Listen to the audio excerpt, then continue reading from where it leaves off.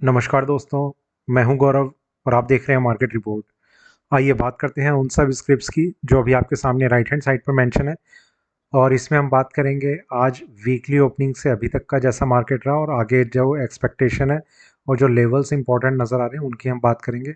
और उसमें ये भी चीज़ें डिस्कस करेंगे कि क्या इम्पैक्ट रह सकता है उन सब लेवल्स का, क्योंकि मार्केट में एक अनएक्सपेक्टेड तो नहीं कहना चाहिए पर कुछ गैप के साथ ओपनिंग देखी गई है कई सारे स्क्रिप्ट्स में। तो आइए शुरुआत करते हैं BTC USDT बिटकॉइन से, और फिर हम चलेंगे crude oil, copper, Nifty, zinc, silver, natural gas, और सबसे एंड में हम बात करेंगे गोल्ड USD की।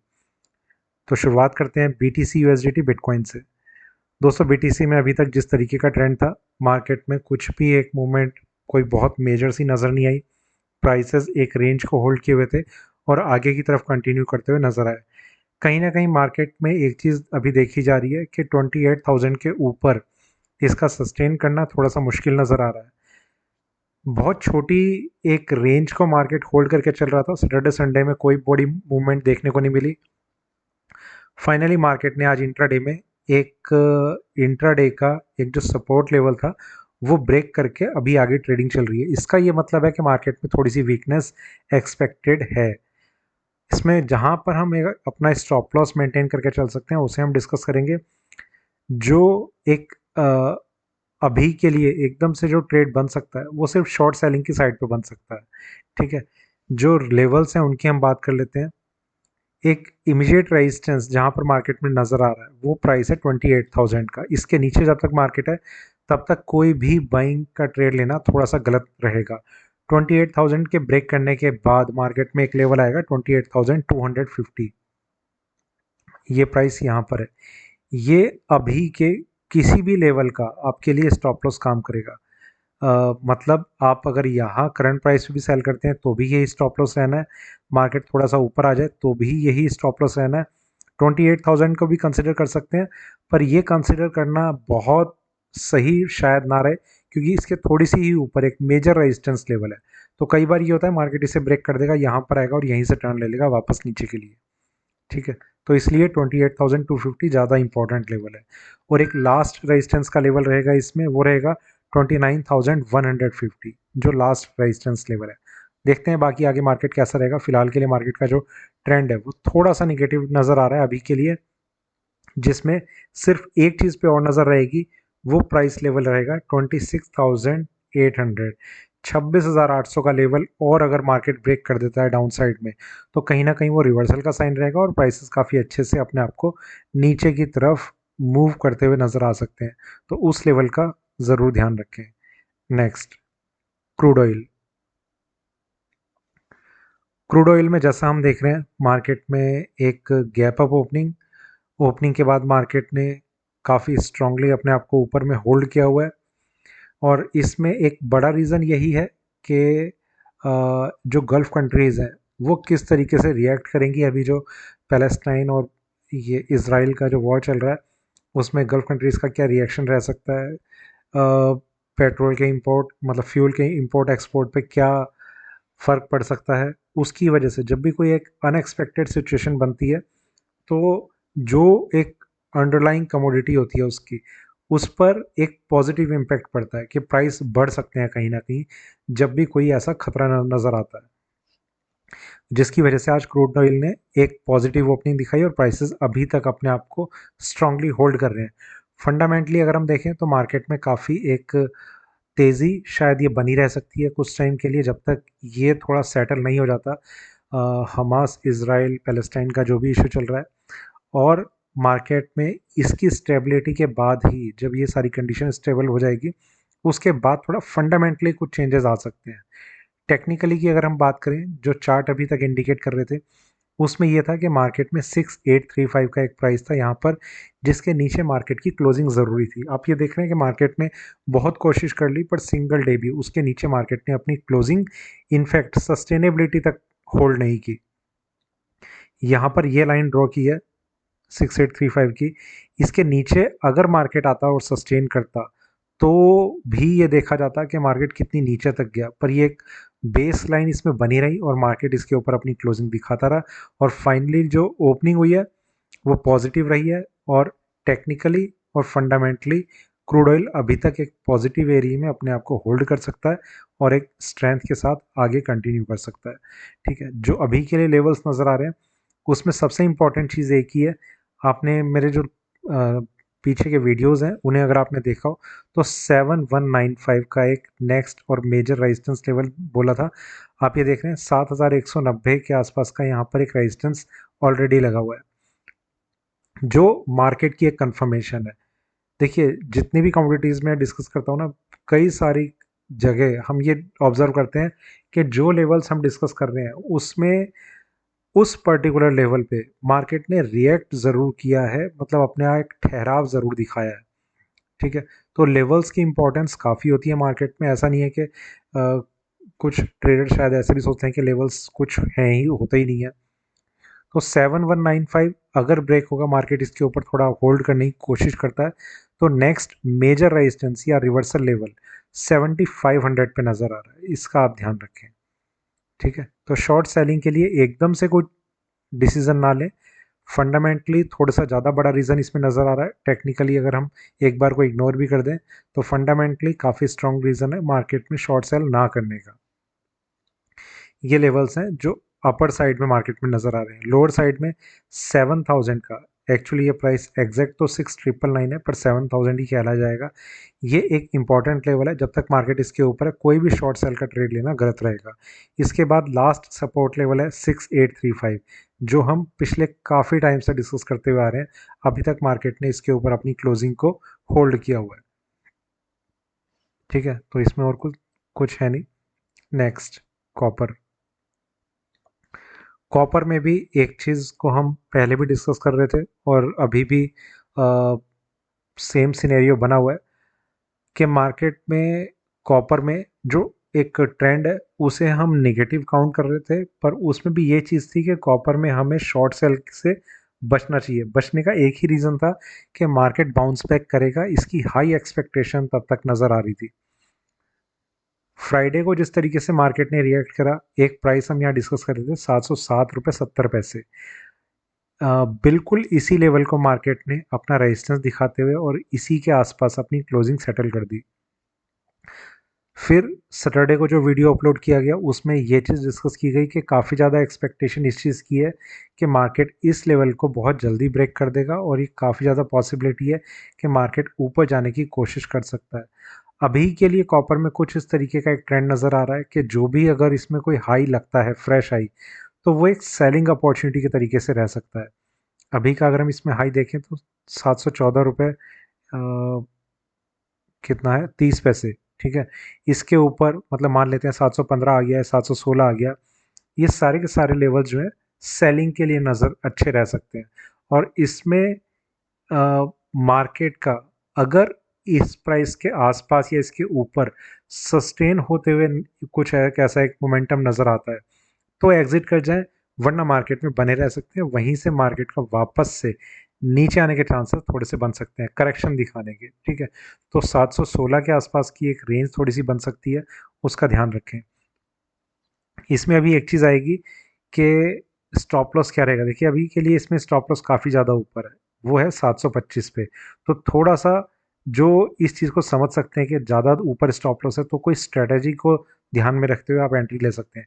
ये स्ट्रेटजी कुछ इस तरीके की हो सकती है, आपने आज अगर कोई ट्रेड लिया और आप आज उसे कैरी कर रहे हैं, तो नेक्स्ट ट्रेड आपका कहाँ पर सेल होना है ये नेक्स्ट डे डिसाइड करेंगे। ठीक है, जो सिंगल लॉट में ट्रेड करते हैं उनके लिए अभी बहुत ज़्यादा एडवाइजेबल नहीं है कि मार्केट में यहाँ पर ट्रेड लें और उस एक ट्रेड के साथ अपनी स्टॉप लॉस जो है 725 पर मेंटेन करें। वो काफ़ी ज़्यादा रिस्की रह जाएगा और बहुत ज़्यादा प्रॉफिटेबल उस सेंस में ना हो, क्योंकि रिस्क काफ़ी ऊपर जाकर आपका बनेगा।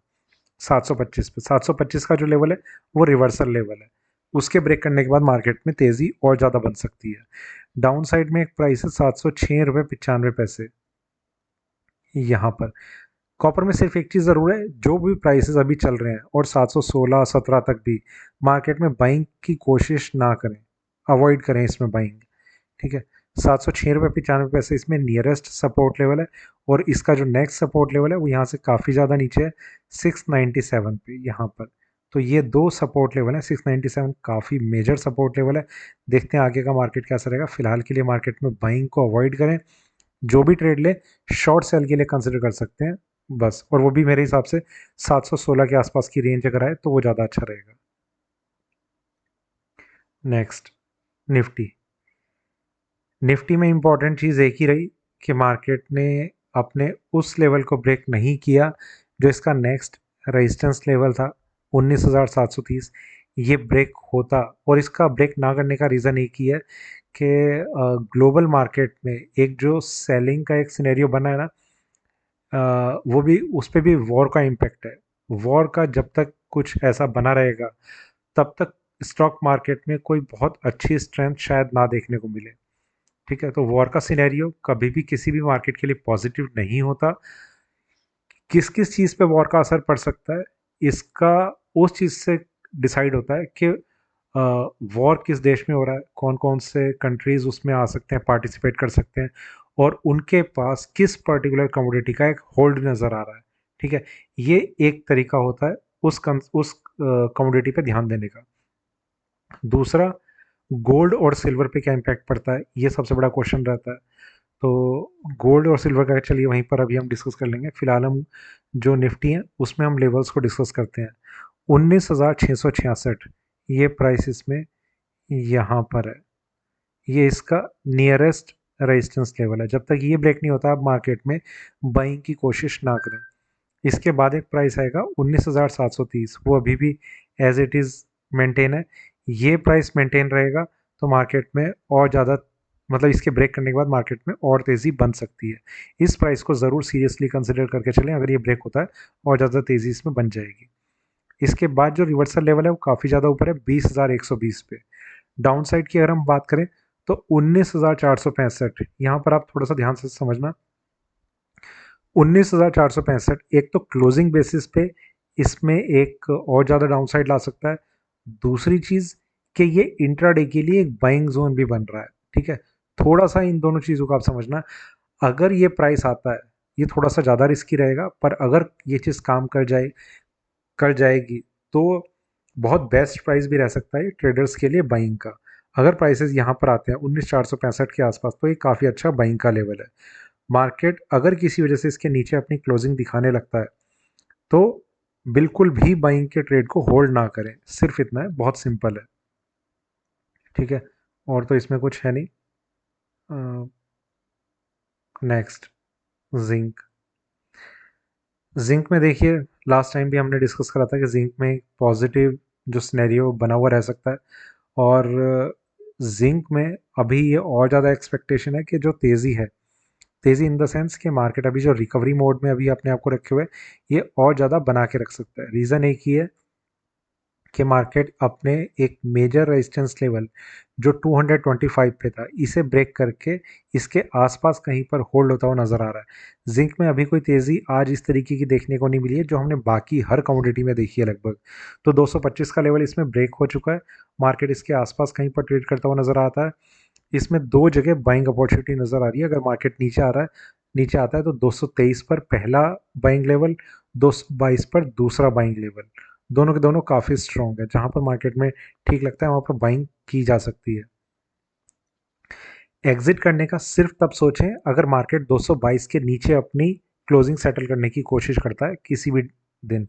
मतलब जैसे आज अगर आप बाइंग का सोच रहे हैं और 222 पे भी मार्केट आ जाता है और 222 के नीचे अपनी क्लोजिंग भी दिखाने लगता है, तो आप एग्जिट करने का सोचें, वरना मार्केट में बने रह सकते हैं। इसमें 223 रुपये 15 पैसे नियरेस्ट सपोर्ट लेवल है। ये सपोर्ट लेवल है, ये ब्रेक करते ही मार्केट में एक बाइंग जोन है 223 पे, और ज़्यादा डिप लगता है तो 222 पे मार्केट का स्ट्रॉन्ग बाइंग जोन है। ठीक है, जो ट्रेंड है वो थोड़ा सा पॉजिटिव आता हुआ नज़र आ रहा है, और रिकवरी मोड थोड़े से और अपसाइड डायरेक्शन को भी होल्ड करने की कोशिश कर सकता है। ऊपर में जहाँ पर अब मेजर रेजिस्टेंस लेवल है वो प्राइस है 231 रुपये 10 पैसे। ये प्राइस ब्रेक होगा, मार्केट में काफ़ी अच्छी स्ट्रेंथ बनेगी, प्राइसेस बहुत अच्छे से ऊपर की तरफ जाते हुए फिर नज़र आ सकते हैं। तो ये कुछ लेवल हैं जो जिंक में नज़र आ रहे हैं।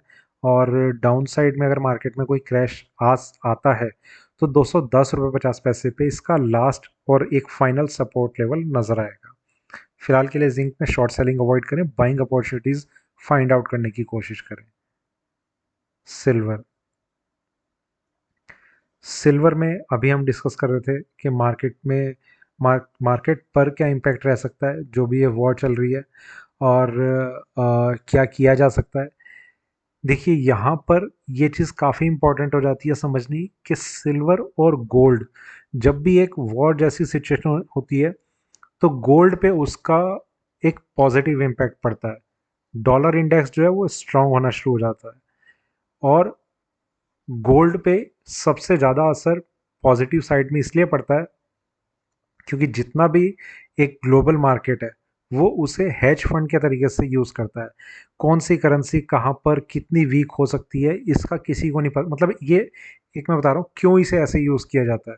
तो कौन सी करेंसी कितनी वीक हो सकती है इसका किसी को कोई अंदाज़ा नहीं होता, तो ये थोड़ा एक सेफ, अपनी सेफ्टी के लिए गोल्ड में एक इन्वेस्टमेंट जो है उस टाइम पर बढ़ने लग जाती है कि कैसे भी हालात हो जाए गोल्ड को एक बेस्ट एक्सचेंज वैल्यू के तरीके से हमेशा कंसिडर किया जाएगा। ठीक है, कोई करेंसी अगर डूब भी जाती है और उस देश के पास अगर गोल्ड का एक मतलब कुछ है, क्या कहना चाहिए, वॉल्ट में रखा है, क्या बोलते हैं, मतलब गोल्ड का स्टॉक है उनके पास, कमोडिटी की होल्डिंग है इतनी, ठीक है, तो वो उसे हेज फंड के तरीके से यूज़ कर सकता है। इसलिए गोल्ड को थोड़ा सा ज़्यादा इन्वेस्टमेंट के तरीके से देखा जाता है जब भी ऐसी सिचुएशन आती है। सिल्वर को उस तरीके से नहीं देखा जाता, पर सिल्वर कहीं ना कहीं थोड़ा सा बीच में झूलती रहती है कि पूरा का पूरा मार्केट डाउन जाने की कोशिश करता है, गोल्ड ऊपर जाने की कोशिश करता है, और सिल्वर को इसलिए थोड़ी सी एक स्टेबिलिटी मिली रहती है। अब हम सिल्वर को कंसिडर कर लेते हैं। यहाँ पर एक चीज़ और इम्पॉर्टेंट हो जाती है कि करेंसी मार्केट यूएसडी आईएनआर, उसमें जैसा हम एक्सपेक्ट कर रहे थे कि मार्केट में एक तेज़ी जो है वो बनी रह सकती है, जिसमें अब आसार और ज़्यादा तेज़ होने लग गए हैं कि करेंसी जो है वो अभी 83.40 के आसपास चल रही है। ये 84 रुपीज़ पर डॉलर मेरे ख्याल से जल्दी ही हो जाएगा, क्योंकि एक तो टेक्निकल एक ब्रेकआउट आ सकता है, और दूसरा जो ग्लोबल सिनेरियो है वो भी इसके फेवर में बनते हुए नज़र आ रहे हैं। सिल्वर में अभी जो प्राइसेस चल रहे हैं, गैप अप ओपनिंग, प्राइसेस थोड़ा सा करेक्ट हो रहे हैं, मार्केट हो सकता है यहाँ से और थोड़ा सा करेक्ट हो जाए, पर बहुत ज़्यादा डाउनसाइड मुझे करेक्शन नज़र नहीं आ रही है।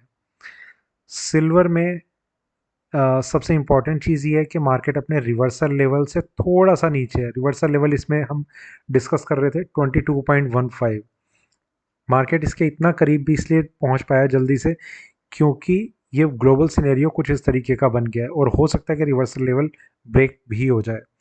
एक चीज़ और हमने डिस्कस करी थी कि गोल्ड में रिवर्सल के ब्रेक होने के चांसेस पहले बन सकते हैं सिल्वर से ज़्यादा, तो अभी वही नज़र आ रहा है कि गोल्ड शायद अपने रिवर्सल को पहले ब्रेक कर देगा, और सिल्वर में इसकी बारी शायद सेम डे आ जाए पर बाद में आएगी। ठीक है, एक तो ये चीज़ रहेगी, और अभी भी ये देखते हैं कि सेम डे आ जाए या और नेक्स्ट डे लगे। फिलहाल हम सिल्वर में जो लेवल्स हैं उन्हें कंसिडर कर लेते हैं।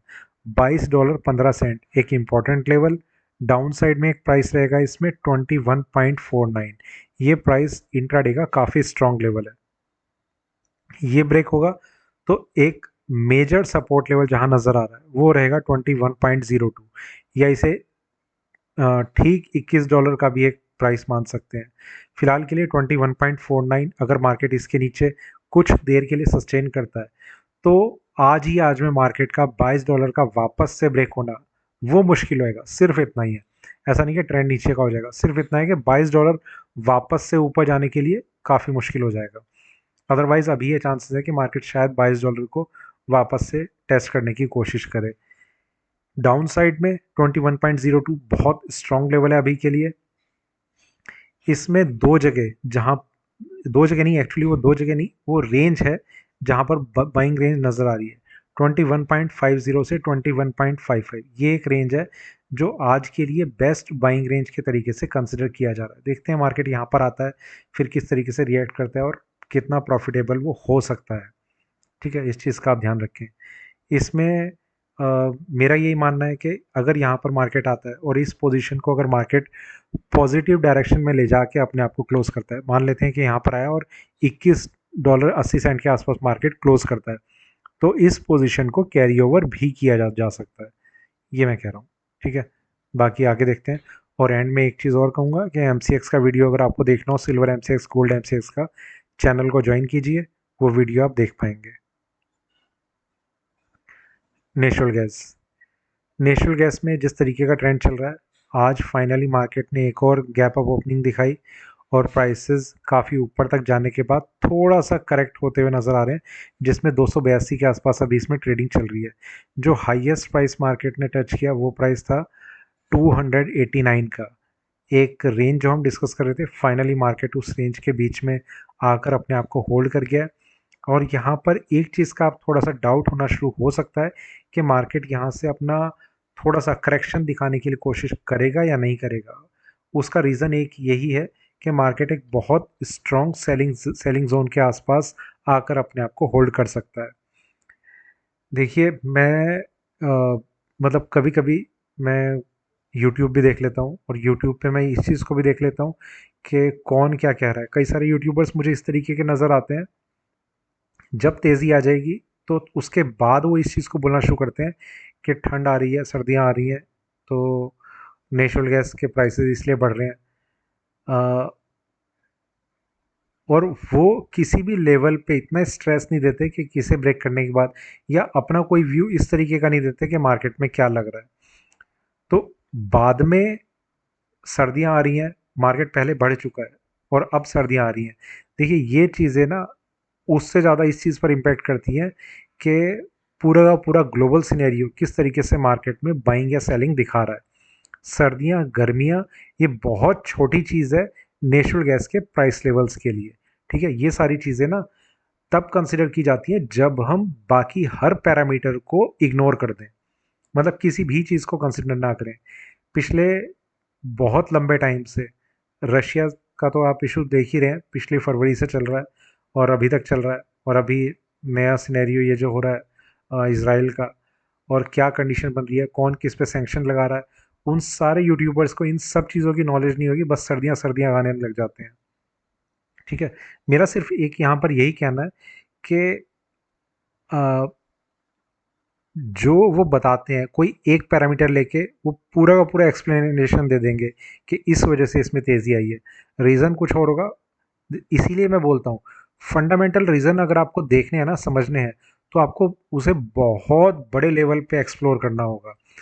सर्दियाँ आ रही हैं, किसने सैंक्शन लगा रखे हैं, क्या सप्लाई चल रही है, क्या डिमांड है, कहाँ पर ज़रूरत हो रही है। सर्दियाँ आ रही हैं तो कितनी सर्दियाँ हो चुकी हैं। अभी हमने देखा कि इस साल भी जो सर्दियाँ थी वो यूरोप में उस तरीके की नहीं आई थी। बाद में ये कहना शुरू कर दिया कि सर्दियाँ उस तरीके की नहीं आई हैं, तो इसलिए जो इसके प्राइसेस हैं वो नीचे ही हैं। ठीक है, तो ये सिर्फ मैं इसलिए बता रहा हूँ कि जो भी आप वीडियोस देखते हैं ना, उनमें आप थोड़ा सा बाकी चीज़ों को भी कंसिडर करके चला करें। इसमें हम जो लेवल्स हैं उन्हें अभी हम कंसिडर कर लेते हैं नेचुरल गैस में। अभी के लिए 278.30, इसमें ये प्राइस यहाँ पर है, ये इसका नियरेस्ट सपोर्ट लेवल है। ये जब तक ब्रेक नहीं होता, मार्केट में कोई भी डाउनसाइड की एक्सपेक्टेशन नहीं रहेगी। इसके बाद एक प्राइस है 266, ये काफ़ी इंपॉर्टेंट लेवल है। ये ब्रेक होगा तो मार्केट में और वीकनेस आ सकती है। इसके बाद जो प्राइस है वो रिवर्सल लेवल रहेगा, वो यहाँ पर है, जिसके ब्रेक होने के बाद मार्केट में काफ़ी ज़्यादा एक दबाव इसमें देखा जा सकता है। अभी बात ये आती है कि अभी हम क्या कर सकते हैं। देखिए, जब भी कभी मार्केट में एक तेज़ी का ट्रेंड होता है ना, होने को ये भी रह सकता है कि मार्केट अपने सेलिंग जोन में है, तो यहाँ से काफ़ी अच्छी सेलिंग आ सकती है, ये भी एक पॉसिबिलिटी बन जाती है। पर उसके लिए आपको एक चीज़ का वेट करना चाहिए कि मार्केट एक कंसोलिडेटेड पैटर्न के लिए अपने आप को दिखाना शुरू कर दे। वो क्या है, वो इस तरीके का है कि मार्केट यहाँ पर कुछ जिगजैग पैटर्न दिखाना शुरू कर दे। ठीक है, ये इस तरीके का रह सकता है, जैसे अगर हम सिर्फ इस छोटी सी रेंज को लें, तो मार्केट यहाँ जा रहा है कुछ इस तरीके का, ये भी बहुत अच्छे से नहीं है। और थोड़ा आगे चलते हैं, यहाँ पर ये हम कह सकते हैं ये इतना एरिया जो है ये कंसोलिडेट कर रहा है। तो ये पैटर्न अगर बनता है किसी तरीके से, तो ये जिगजैग पैटर्न है, जिसे बनने के बाद फिर हम ये सोच सकते हैं कि मार्केट में शॉर्ट सेल कर देना चाहिए और अब सेलिंग आ सकती है। बढ़ते हुए मार्केट में आप अगेंस्ट में जाएंगे तो वो थोड़ा सा ज़्यादा गलत हो जाता है। और जो किया जा सकता है वो ये किया जा सकता है कि मार्केट में प्राइसेस को नीचे आने दें, वहाँ पर आप बाइंग करें। ठीक है, यही दो तरीके होते हैं मार्केट में बेस्ट ट्रेडिंग के। अब जो लेवल्स हैं 266 के बाद 250, ये प्राइस मार्केट में रिवर्सल का रहेगा और 250 के ब्रेक होने के बाद ही मार्केट में कुछ सेलिंग का व्यू बनाना शुरू करें। ठीक है, और ऊपर में अभी कोई लेवल नहीं है, सिर्फ इतना है कि 290 से 300 के आसपास मार्केट में अभी के लिए या कम से कम आज के लिए एक सेलिंग रेंज नज़र आ रही है। कोई बहुत ज़्यादा इसमें सेलिंग का व्यू है नहीं अभी। गोल्ड, गोल्ड में अगर हम देखें तो जब से मार्केट की आज ओपनिंग हुई है तब से लेकर अभी तक मार्केट में एक बहुत छोटी रेंज में ट्रेडिंग चल रही है। ट्रेडिंग भले ही छोटी रेंज में हो पर मार्केट में ट्रेडिंग बहुत बड़ी चल रही है। और रीज़न एक है कि मार्केट में इस चीज़ को हमने लास्ट टाइम क्लोजिंग के टाइम भी डिस्कस किया था कि मार्केट ने अपनी जो क्लोजिंग दिखाई है, सबसे पहले तो वही एक काफ़ी इंपॉर्टेंट चीज़ थी कि जो इसने अपने आप को क्लोज करा था वो उस लेवल पे लाकर क्लोज करा था जो इसका एक स्ट्रॉन्ग रेजिस्टेंस लेवल था, जहाँ पर एक्सपेक्टेशन ये थी कि मार्केट का ये टर्निंग पॉइंट हो सकता है कि जो पूरा का पूरा टर्न आएगा और मार्केट में ये जो अभी तक का जो लोएस्ट लेवल टच हुआ है ये काफ़ी लंबे टाइम तक शायद आपको ब्रेक होता हुआ नज़र ना आए। ठीक है, एक चीज़ और, गोल्ड एमसीएक्स का वीडियो अगर आपको देखना हो तो वो आप देख सकते हैं चैनल को ज्वाइन करके, और उसमें अभी आने वाले दिनों में बहुत कुछ चेंजेस आपको नज़र आएंगे जो आप गोल्ड यूएसडी से कोरिलेट नहीं कर पाएंगे। ठीक है, वो कैसे कैसे रह सकते हैं वो आपको गोल्ड एमसीएक्स में थोड़ा सा समझ में आएंगे। 1835 का लेवल जब ब्रेक हुआ था तो मार्केट ने काफ़ी अच्छी एक स्ट्रेंथ दिखाई और प्राइसेस में आज हमने देखा कि गैप अप ओपनिंग हमें देखने को मिली। और इस गैप अप ओपनिंग में सबसे बड़ा रीज़न यही रहा, टेक्निकली और फंडामेंटली दोनों की वजह से मार्केट में एक अच्छी स्ट्रेंथ बनी हुई है। टेक्निकली 1835 का ब्रेक होना, फंडामेंटली हमास, पैलेस्टाइन, इसराइल, ये सारे जो इश्यूज चल रहे हैं इनकी वजह से एक अनसर्टेनिटी ऐसी बनी हुई है कि वॉर होना है, कब तक होना है, कब तक चलेगा और कैसा रहेगा, जिसका एक डायरेक्ट इम्पैक्ट, सबसे ज़्यादा इम्पैक्ट जिसका गोल्ड पर ही पड़ता है। ठीक है, तो इसलिए इस कमोडिटी में बहुत ज़्यादा करेक्शन की अभी एकदम से उम्मीद नहीं कर सकते, भले ही इसमें कितनी भी तेज़ी आ जाए। गोल्ड में अभी के लिए ये एक रेंज में ट्रेडिंग नज़र आ रही है। आप देख रहे हैं कि ओपनिंग प्राइस से भी सिल्वर में थोड़ी सी अगर करेक्शन भी नज़र आई है ना, गोल्ड ने बहुत स्टेबिलिटी के साथ अपने आप को होल्ड किया हुआ है। और उससे ज़्यादा इंपॉर्टेंट ये चीज़ है कि गोल्ड में जो भी ये होल्डिंग चल रही है ये इसके एक रिवर्सल पॉइंट के बहुत करीब है। रिवर्सल पॉइंट इसका है 1855। हो सकता है कि मार्केट आज अपने आप को यहाँ से करेक्ट करके यहाँ पर आ जाए, पर ये 1855 को ब्रेक करेगा, इसकी हाई एक्सपेक्टेशन जल्दी ही नज़र आ रही है। 1855 अगर किसी वजह से मार्केट में ब्रेक होता है और उसके ऊपर मार्केट अपने आप को होल्ड करने लग जाता है तो इसमें और ज़्यादा तेज़ी आने वाले दिनों के लिए नज़र आ सकती है। नेक्स्ट लेवल जो इसमें नज़र आ रहा है वो 1919 का है, $1919। एग्जैक्ट लेवल 1919 ही है, 1919 पॉइंट कुछ है, तो 1920 भी हम इसे कह सकते हैं। फिलहाल के लिए सिर्फ एक ही चीज़ इंपॉर्टेंट है कि क्या मार्केट 1855 के ऊपर अपनी अपने एक स्टेबिलिटी दिखा पाएगा। और इसमें एक चीज़ को और ध्यान रखना कि इतने ज़्यादा गैप अप ओपनिंग के साथ मार्केट अगर ऊपर आता है और अपने आप को होल्ड करने लग जाता है तो बाइंग के लिए एकदम से ट्राई ना करें। ठीक है, थोड़ा सा और स्टेबल होने का इसे टाइम दें फिर बाइंग करें। वो किस तरीके से किया जा सकता है वो टाइम अभी नहीं है। मार्केट में हो सकता है कि एक एक दिन का भी अभी आपको वेट करना पड़ जाए, मतलब 1855 के ऊपर सिर्फ उसे आप वेट एंड वॉच में रखें कि मार्केट क्या कर रहा है क्या नहीं कर रहा, सिर्फ उस चीज़ को कंसिडर करें। हो सकता है कि आपको बेटर प्राइसेस मिल जाएं एंट्री के लिए। ठीक है, अभी के लिए जो फ्रेश लेवल नज़र आ रहे हैं उनकी हम बात कर लेते हैं। 1843 ये मार्केट का नियरेस्ट सपोर्ट लेवल है। जब तक मार्केट आज इसके ऊपर है तो मार्केट में कोई भी सेलिंग का व्यू नहीं बन पाएगा। 1843 जो नेक्स्ट सपोर्ट लेवल है जो काफ़ी मेजर है वो रहेगा 1828 यहाँ पर। लास्ट टाइम भी हमने एक चीज़ को डिस्कस करा था कि सिर्फ एक लेवल को हम कंसिडर करके चल रहे थे जो था मेरे ख्याल से 1825 था वो यहाँ पर। ठीक है, इधर ये प्राइस था जो इवनिंग में फ्राइडे को ब्रेक हो गया था और सिर्फ उस लेवल को हमने ये कहा था कि ये लेवल से ब्रेक होना मार्केट में इस चीज़ का काफ़ी बड़ा इंडिकेशन रह सकता है कि प्राइसेस जो है वो अपने आप को ऊपर की तरफ ले जाना शुरू कर देंगे। अभी मार्केट अपने रिवर्सल लेवल के पास आ चुका है। इसे भी मार्केट ब्रेक कर देगा जल्दी ही, 1 या 2 दिन के अंदर, हो सकता है आज ही कर दे, पर 1 या 2 दिन के अंदर अंदर ब्रेक करने के इसमें बहुत ज़्यादा चांसेस है। पर इस चीज़ का वेट करना है कि अगर आप फ्रेश बाइंग के लिए कोशिश करें तो थोड़ा सा मार्केट जो है वो अपने आप को करेक्ट करे, तब आप एंट्री लेते हैं तो वो ज़्यादा अच्छा रहेगा। ठीक है, सिर्फ इतना ही है। और मार्केट करेक्ट करेगा, ये भी थोड़ा सा अभी लग रहा है कि थोड़ा सा नीचे आएगा, फिर एंट्री के लिए काफ़ी अच्छे प्राइसेस इसमें नज़र आ सकते हैं। अभी एकदम से सेलिंग तो भूल कर भी ना करें, भले ही कितना भी ज़्यादा लग रहा हो कि मार्केट नीचे आएगा, सेलिंग करना बहुत रिस्की रह सकता है। ठीक है। और दूसरा, अगर आप एम में हैं तो चैनल को ज्वाइन करना, तो आपके लिए एम के लेवल्स काफ़ी बेनिफिट में रह सकते हैं। एक चीज़ और है कि मार्केट अगर नीचे आता है ना, अभी के लिए, आज के लिए 1840 एक बेस्ट बाइंग जोन के तरीके से काम कर रहा है। बाकी देखते हैं आगे मार्केट कैसा रहेगा। फिलहाल के लिए ये वीडियो था। इन सब स्क्रिप्ट पे वीडियो अच्छा लगा हो तो लाइक करें, शेयर करें, बने रहें मेरे साथ, देखते रहिए मार्केट रिपोर्ट। धन्यवाद।